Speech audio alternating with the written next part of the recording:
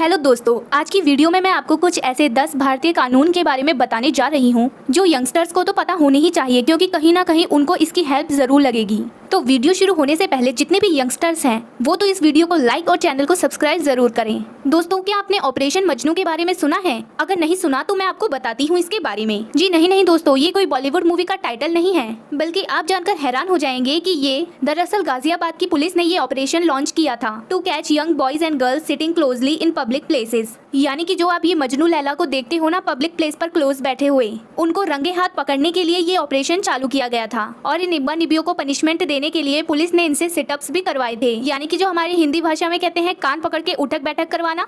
और ऐसा सिर्फ यूपी में ही नहीं हुआ था, बल्कि साल 2000 में पुलिस ने मुंबई के फेमस मरीन ड्राइव पर कपल्स के किस करने से भी बैन कर दिया था। पर क्या आपको ये बात पता है कि अपने पार्टनर के साथ पीडीए यानी कि पब्लिक डिस्प्ले ऑफ अफेक्शन करना लॉ के अकॉर्डिंग अलाउड है, पर फिर भी इंडिया में पुलिस आज भी कपल्स को इस तरीके से क्यों पकड़ती है? ये जानने के लिए वीडियो को पूरा देखें, क्योंकि आज की इस वीडियो में हम 10 इंडिया के कुछ ऐसे कानून के बारे में बताने वाले हैं जो यंगस्टर्स को तो पता जरूर होने चाहिए, जिससे कि अपनी सुरक्षा वो खुद कर सकें। और जितने भी यंगस्टर्स हैं उन्हें अगर ये वीडियो पसंद आए तो वीडियो को लाइक और चैनल को सब्सक्राइब करें, और ज्यादा से ज्यादा अपने दोस्तों के बीच इस वीडियो को शेयर करें ताकि सब लोगों को इसके बारे में पता चल सके। तो चलिए अब हम उन भारतीय कानून के बारे में जानते हैं जिनसे कि हमें अवेयर रहना चाहिए। The law number 1, law of PDA. और अब आप ये सोच रहे होंगे ये पीडीए कौन सी बला का नाम है? दरअसल पीडीए मतलब पब्लिक डिस्प्ले ऑफ अफेक्शन, यानी कि इसका मतलब है कि किसी पब्लिक प्लेस पर अपने बॉयफ्रेंड या गर्लफ्रेंड का हाथ पकड़ना या हक करना और तो और इवन किस करना is not a crime but under section 294 of IPC. अगर आप पब्लिक प्लेसेस पर हक और किसी से कुछ ज्यादा करते हो और कुछ एक्स्ट्रा लेवल पर पहुंच जाते हो तो वो भारतीय कानून के अनुसार इलीगल माना जाता है, और तो और इस एक्शन के लिए आपको 3 महीने के लिए जेल भी हो सकती है। और अब आपको इस बात का डर है कि पुलिस आपके पेरेंट्स को आपके या आपके पार्टनर के बारे में इन्फॉर्म कर देगी, तो डरिए मत, इसके लिए भी एक लॉ है और लॉ आपको उसके लिए सुरक्षा प्रदान करता है। Law number 2, right to privacy. Right to privacy under article 21 of the Indian constitution ये कहता है कि एज अ अडल्ट यानी कि 18 की उम्र से ज्यादा के लोग आप अपनी पर्सनल इन्फॉर्मेशन जैसे कि पेरेंट्स और गार्डियंस की इन्फॉर्मेशन डिस्क्लोज करने के लिए बिल्कुल भी रिस्पॉन्सिबल नहीं है, पर वो भी तब तक जब तक आपने कोई सीरियस क्राइम ना किया हो। तो इसका मतलब ये है कि कोई भी आपको आपकी पर्सनल इन्फॉर्मेशन निकलवाने के लिए जबरदस्ती नहीं कर सकता। तो अगर पुलिस आपको ये कहती है कि अपने पापा से बात करवाओ, चलो नंबर बताओ अपने पापा या मम्मी का, तो आप उनको ये कह सकते हैं कि सर एज एन अडल्ट मुझे ये राइट है कि मैं अपने पेरेंट्स की इन्फॉर्मेशन डिस्क्लोज ना करूं अंडर आर्टिकल 91। ये लॉ के बारे में जानकारी आपकी बहुत हेल्प कर सकती है, क्योंकि बहुत सारे यंगस्टर्स ऐसे होते हैं जिन्हें इसके बारे में पता ही नहीं होता। Law number 3 is your argument with the cop. आपको कभी भी गुस्से में पुलिस वालों से बात नहीं करनी चाहिए, ना ही उनसे बहुत हीटेड आर्ग्यूमेंट करना चाहिए, नहीं तो वो आपको सेक्शन 353 यानी कि फोर्स और असॉल्ट ऑन पब्लिक सर्वेंट इस सेक्शन के अंडर चार्ज करके अरेस्ट कर सकते हैं, क्योंकि इस सेक्शन के अंडर उनका आरोप ये होगा कि आपने उनको उनका काम ठीक से नहीं करने दिया, और इसका परिणाम ये होगा कि वो आपको पकड़कर ले जाएंगे आराम से। और तो और ये एक नॉन बेलेबल ऑफेंस है, यानी कि इस पर बेल भी नहीं मिलने वाली। तो जब भी आप किसी कॉप से बात करते हैं तो सोच समझ कर किया करें, नहीं तो इसका आपके ऊपर काफी भारी असर पड़ सकता है। Law number 4 is to protect the people जो अपने पसंद के पर्सन के साथ शादी करना चाहते हैं। जी हाँ दोस्तों, आपने बड़े बड़े रोमांसेस की कहानियां तो सुनी होगी, यानी कि the great romance, the Romeo और जूलियट, और बहुत सारी बॉलीवुड मूवीज ऐसी रोमांटिक बनी हुई है जिसमें बहुत सारे कपल्स की कहानियां दिखाई गई हैं, जैसे कि मूवी धड़क, इश्क-ज़ादे। इसमें 2 लवर्स को अलग करने वाली सिर्फ एक चीज थी और वो थे इनके खुद के पेरेंट्स। इन मूवीज को ऑनर किलिंग के कॉन्सेप्ट पर बनाया गया था।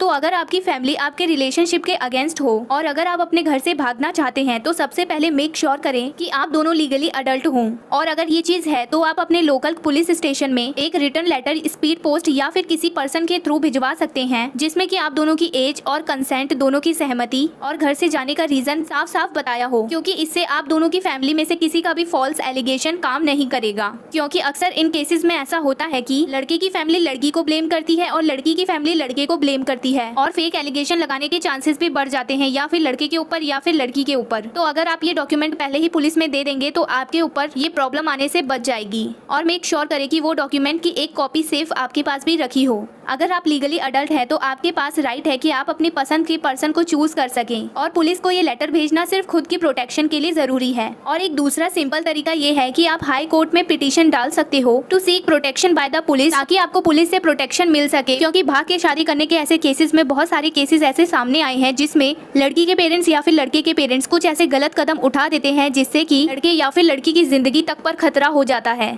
तो कोर्ट को इस पिटीशन भेजने से आपको पुलिस की तरफ से सिक्योरिटी मिलेगी, जिससे कि आप अपने पेरेंट्स या फिर अपने इन लॉज के गलत एक्शन से बच सकें। पर हाँ, याद रखें कि हर एक कानून का गलत इस्तेमाल भी कर सकते हैं, तो इसीलिए गलत इस्तेमाल इसका बिल्कुल भी ना करें, क्योंकि ये आपकी ही सेफ्टी के लिए बनाए गए हैं। Law number 5, the law for live in relationship. जी हाँ दोस्तों, आजकल नया ट्रेंड चल रहा है लिव इन रिलेशनशिप में रहने का। और अगर आपको भी इन कपल्स की तरह लिव इन रिलेशनशिप में रहना है तो, और इसी के साथ जो ज्यादातर लोगों के साथ होता है कि आप कंफ्यूज्ड हो अपने पेरेंट्स और सोसाइटी की वजह से कि कहीं आपके पेरेंट्स या फिर सोसाइटी वाले इस कदम के लिए आपको जेल में न डाल दें, क्योंकि बिना शादी किए कपल्स की तरह रहना सोसाइटी के लिए गैर कानूनी होता है और वो आपको एक गलत नजर से देखते हैं। तो आप बिल्कुल भी चिंता मत करिए, क्योंकि लॉ ने आपको ये सुरक्षा भी दे रखी है। According to the right to life under article 21 of the Indian constitution, live in relationship legal है। तो खुश हो जाइए दोस्तों, क्योंकि कोर्ट ने भी कहा है कि लिव इन रिलेशनशिप परमिसेबल है। और लॉ भी ये कहता है कि अगर किसी भी रीजन से दो अडल्ट अगर साथ में रहते हैं तो इसे किसी भी केस में इलीगल और अनलॉफुल नहीं माना जा सकता। अगर आप किसी भी सोसाइटी में रहते हो तो वहाँ के लोगों को अगर आपके लिव इन रिलेशनशिप से प्रॉब्लम है तो इतना ही नहीं, आप उन्हें कोर्ट में चैलेंज भी कर सकते हो। और तो और डोमेस्टिक वायलेंस एक्ट 2005 इसके अकॉर्डिंग अगर किसी कपल को लिव इन में रहते हुए बच्चा हो जाता है तो वो भी एक लीगल चाइल्ड माना जाएगा और उस बच्चे का उन माता पिता की संपत्ति पर पूरा का पूरा अधिकार होगा। क्योंकि बहुत सारे केसेस ऐसे भी सामने आए हैं जिसमें लिव इन में बच्चा होने के बाद पार्टनर उन्हें छोड़ देते हैं। तो अगर ऐसा हो तो आप कोर्ट में भी जा सकते हैं। Law number 6, drinking rights. Bharat में शराब के कानून बहुत ज्यादा कंफ्यूजिंग है, क्योंकि ड्रिंकिंग लॉज सब स्टेट्स के लिए अलग अलग होते हैं, तो इसमें काफी ज्यादा कंफ्यूजन क्रिएट होने के चांसेस होते हैं। States like Punjab, Haryana and Maharashtra, अगर आप हार्ड शराब पीना चाहते हैं तो आपको 25 प्लस एज का होना होगा, लेकिन इन सारे स्टेट्स में आप एटलीस्ट अल्कोहल तो पी ही सकते हो। States like Gujarat, Bihar and Mizoram alcohol consumption totally ban है। चलो, इससे आपको ये तो पता चल गया कि आप अपनी नेक्स्ट पार्टी कहाँ पर प्लान कर सकते हैं, आखिर कौन से स्टेट पर आपको करना चाहिए। कहीं आप अपनी पार्टी गलत स्टेट पर प्लान मत कर देना जहाँ पर अल्कोहल ही बैन हो। और तो और ड्रिंक एंड ड्राइव के केसेस में the blood alcohol content is 0.03%, और ये भी कह सकते हैं कि 30 mg of alcohol in 100 ml of blood. और अब आपको ये जानना है कि ऐसे केसेस में आपको कितने अल्कोहल ब्रेवेजेस कंज्यूम कर सकते हो, तो ये कहना काफी मुश्किल होगा, क्योंकि different beverages have different level of alcohol content in them, क्योंकि अलग अलग ब्रेवेजेस में अलग अलग अल्कोहल कंटेंट होता है और ये पर्सन टू पर्सन भी डिपेंड करता है कि कितना अल्कोहल इनफ है। तो ये सलाह दी जाती है कि अगर आप ड्राइव करने जा रहे हैं और आपने शराब पी है तो आपको कम से कम 3 घंटे तक वेट करना चाहिए और उसके बाद ही गाड़ी चलानी चाहिए। और अगर आप ओवर ड्रंक है तो बिल्कुल भी गाड़ी ना चलाएं, क्योंकि ये आपकी जिंदगी और किसी दूसरे की जिंदगी के लिए भी काफी खतरनाक हो सकता है। Law number 7, the law against stalkers. Stalking और हैरेसमेंट को बॉलीवुड में अपने गाने और फिल्मों से ग्लोरीफाई तो काफी कर दिया है, जहाँ पर हीरो को ये सब करने से हीरोइन मिल जाती है। पर रियल लाइफ में किसी के द्वारा स्टॉक किया जाना किसी के लिए काफी ज्यादा मेंटल स्ट्रेस भी हो सकता है, क्योंकि इसमें उसे काफी ज्यादा परेशानियां उठानी पड़ती है और वो दिमागी तौर पर काफी ज्यादा स्ट्रेसफुल हो जाता है और इससे जो विक्टिम है उसकी मेंटल स्ट्रेंथ पर काफी गहरा असर पड़ जाता है और वो इस स्टॉकिंग के अगेंस्ट लीगल एक्शन भी ले सकता है। अगर आपका बॉयफ्रेंड, फ्रेंड या फिर को-वर्कर या फिर कोई भी इन जनरल आपको हरास कर रहा है या फिर स्टॉक कर रहा है या फिर आपको डरा धमका रहा है किसी भी चीज से रिलेटेड और आपको पुलिस में जाने से भी डर लग रहा है, तो सबसे ज्यादा इजी और आसान तरीका है कि आप अपने नियरेस्ट सिविल कोर्ट में जाकर एक civil suit of injunction file करें। इसके बाद कोर्ट उस पर्सन को इशू नोटिस करवाएगा किसी भी तरीके से, बाय अ पोस्ट, ईमेल और इवन व्हाट्सएप। इससे दो चीजें हो सकती है, अगर वो कोर्ट में नहीं आता तो कोर्ट विक्टिम को ये अश्योरेंस देगा कि जब तक ये मैटर कोर्ट में सॉल्व नहीं हो जाता तब तक वो परपेट्रेटर आपके फ्रेंड्स एंड फैमिली से इनडायरेक्टली या डायरेक्टली कॉन्टैक्ट करने से रिस्ट्रेन है,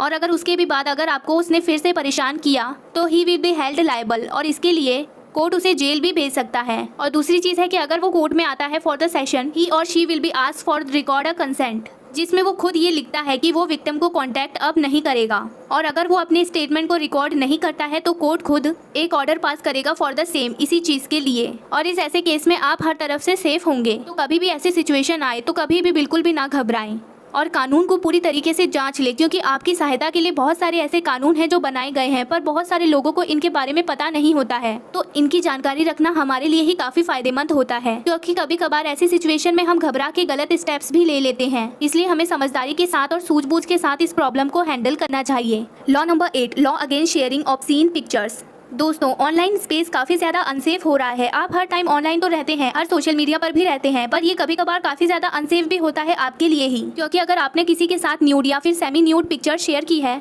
और उस पर्सन ने आपकी कंसेंट के बिना उसे सोशल मीडिया में या फिर कोई भी ऑनलाइन साइट पर पब्लिक कर दिया है तो आप उसे लीगली फाइट भी कर सकते हो। Section 67 and section 67A of the IT act prohibiting to publishing and distributing obscene and sexually explicit material respectively, and section 66E explicitly forbids capturing, publishing or transmitting the image of a private area of any person without his or her consent, और depending on the case इसकी punishment 3 साल तक की हो सकती है, और तो और इसमें 2 लाख तक का फाइन भी भरना पड़ सकता है। तो कोई भी ऐसा कदम उठाता है तो उसको ऐसे ही मत छोड़िए, क्योंकि इस गलत काम के लिए उसे पूरी की पूरी सजा तो मिलनी ही चाहिए, क्योंकि इस तरीके से किसी की प्राइवेट पिक्चर्स को लीक करना एक बहुत बड़ा जुर्म है और इस जुर्म की सजा देना आपका कर्तव्य भी है। Law number 9, law against cyber bully. Can film festival में ऐश्वर्या राय ने पर्पल लिपस्टिक लगाई थी और इतनी सी बात के लिए उन्हें बहुत ज्यादा लेवल पर ट्रोल किया गया था। और सिमिलरली ऐसा ही हुआ था जब शिल्पा शेट्टी के हस्बैंड राज कुंद्रा को पुलिस ने पकड़ा था, तो कई लोगों ने शिल्पा शेट्टी को काफी भारी मात्रा में ट्रोल किया था। ऐश्वर्या और शिल्पा दोनों ही ऑनलाइन साइबर बुली की विक्टिम हैं और शायद कहीं आपके साथ भी ऐसा हो चुका हो, क्योंकि स्क्रीन के पीछे बैठकर किसी को हैरेस करना काफी ज्यादा ईजी हो गया है और लोग समझते हैं कि ऐसा करना काफी मजेदार है। पर क्या आप इन लोगों का कुछ कर सकते हो? जी हाँ दोस्तों, आप ऐसा कर सकते हो। और cyber bully can be punished under section 354D stalking and contacting और attempting to contact a women के तहत, और तो और under section 499 and section 500 and section 503 for sending defamatory messages by email. यानी कि इसका मतलब है कि सेंडिंग इंसल्टिंग मैसेजेस, यानी कि ऐसे इंसल्टिंग मैसेजेस जो आपकी इमेज को अफेक्ट करें और आपको मेंटली हरेस करें, इन सारी चीजों पर अक्यूज बहुत ज्यादा बड़ी प्रॉब्लम में फंस सकता है अगर आप उन पर ये एक्शन ले लें और इन सेक्शन के तहत उस पर कार्रवाई करें। इससे ऐसे लोगों को ये भी पता चल जाएगा कि बस पर्दे के पीछे बैठे बैठे किसी को हैरेस करना कोई अच्छी बात नहीं है। जब उसे कानूनी सजा मिलेगी तो उसे समझ आएगा कि इस तरीके से किसी को हैरेस करना सही बात नहीं है। Law number 10, the law for work leaves. Under apprentice act 1961 आपको 12 कैजुअल लीव्स, 15 मेडिकल लीव्स और maximum 10 leaves for other purposes मिलनी चाहिए। इस एक्ट में maximum working hours, schedules and other terms and condition भी लिखी हुई है और इसमें बहुत सारी ऐसी बातें वर्कर्स के लिए हैं जो उनके बहुत काम की है और ये एक अच्छी लाइफ ऑफ वर्कर को प्रमोट करता है। और अगर कोई कंपनी आपको कम छुट्टियां देती है या इससे कम लीव्स के लिए पैसे भी काटती है तो आप इस बात को लीगली रेज कर सकते हो, क्योंकि आपकी वो छुट्टियां इस एक्ट के अंदर आती हैं। और अगर आपको वो लेने से कोई मना भी करता है या फिर उसके लिए आपके पैसे काटे जाते हैं तो आप उसके लिए कानूनी हेल्प ले सकते हो। तो दोस्तों, इसी के साथ हम आज की वीडियो समाप्त करते हैं। वीडियो देखने के लिए आपका धन्यवाद। ये वीडियो थी कुछ ऐसे भारतीय कानून के बारे में जो हर एक भारतीय को पता होने चाहिए। और तो और बस ये 10 लॉ ही नहीं है ऐसे, बल्कि ऐसे बहुत सारे कानून हैं जिनकी जानकारी आपको पता होनी चाहिए, क्योंकि ये आपकी काफी मदद करने वाले हैं। क्योंकि बहुत सारी ऐसे सिचुएशन में हम पड़ जाते हैं जिसमें हमें समझ नहीं आता कि हमें क्या करना चाहिए और हम गलत स्टेप ले लेते हैं। तो उस समय हम अगर कानून की हेल्प लेकर उस प्रॉब्लम को सॉल्व करें तो हमें एक काफी अच्छा सॉल्यूशन भी मिल सकता है। तो अगर आपको वीडियो पसंद आई है तो वीडियो को लाइक और चैनल को सब्सक्राइब करें और ज्यादा से ज्यादा लोगों को इसे शेयर करें, ताकि बहुत सारे लोगों को इन कानूनों के बारे में पता चल सके और उनकी भी ऐसे ही मदद हो सके जैसे कि आपकी हुई है। और अगर इस वीडियो में कोई ऐसा लॉ था जो आपको बिल्कुल भी नहीं पता था और जिसके बारे में जानकर आपको काफी ज्यादा अच्छा लगा है तो कमेंट कर हमें जरूर बताएं।